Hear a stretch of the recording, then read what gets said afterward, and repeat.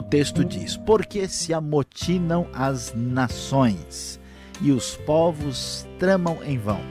Os reis da terra tomam posição e os governantes conspiram unidos contra o Senhor e contra o seu ungido e dizem: façamos em pedaços as suas correntes, lancemos de nós as suas algemas.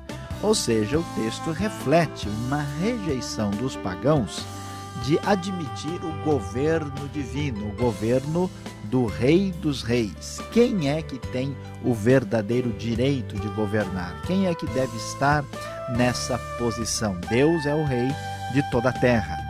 E a ideia que o texto nos mostra é que Deus tinha escolhido o seu ungido. Quem é o seu ungido? Nesse contexto é o Rei de Israel, que mais tarde vai manifestar a mesma ideia de que aquele que vem da linhagem de Davi será o ungido, o Messias, o Rei absoluto, que de fato trará governo justo e adequado para toda a humanidade, com perfeita justiça para o mundo. Em vez de aceitar o plano de Deus, em vez de aceitar o reinado de Deus, as nações estão tramando, estão em motim, querendo liberdade, mas uma liberdade perigosa, uma espécie de liberdade que implica em distanciamento e afastamento do governo justo de Deus. E o que acontece diante dessa tentativa absurda? É interessante observar como Deus tem o seu senso de humor. Talvez você nunca tenha lido isso, como vemos aqui no versículo 4. Do seu trono nos céus, o Senhor põe-se a rir e caçoa deles. Quiá. Seria a linguagem que veremos aqui. Deus ridiculariza a tentativa de escapar do seu poder, do seu domínio.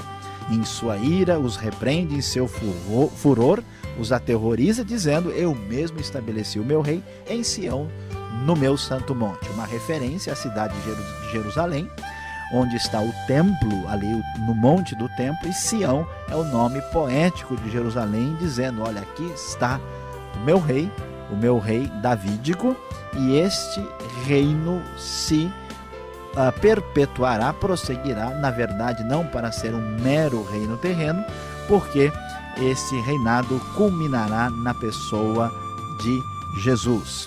Versículo 7, e prossegue adiante, dizendo o seguinte: proclamarei o decreto do Senhor, é a última parte do salmo. Ele me disse: tu és meu filho, eu hoje te gerei. Pede-me, te darei as nações como herança e os confins da terra como tua propriedade. Que história diferente e estranha é essa?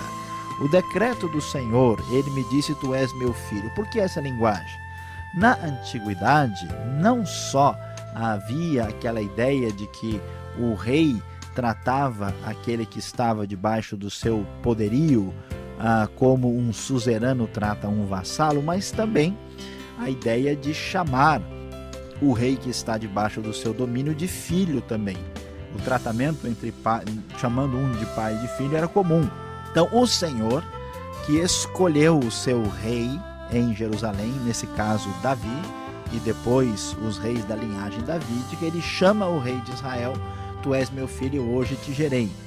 Essa palavra aqui vai fazer ponte mais tarde, como vamos ver lá em Atos capítulo 4, quando o Novo Testamento acaba revelando o sentido mais pleno desse texto, que esta conexão entre pai e filho se estabelece na pessoa de Jesus, que é o verdadeiro Rei dos Reis e é Filho de Deus. Filho de Deus no sentido de ser da mesma natureza divina, gerado por Deus no sentido de ser igual a Deus.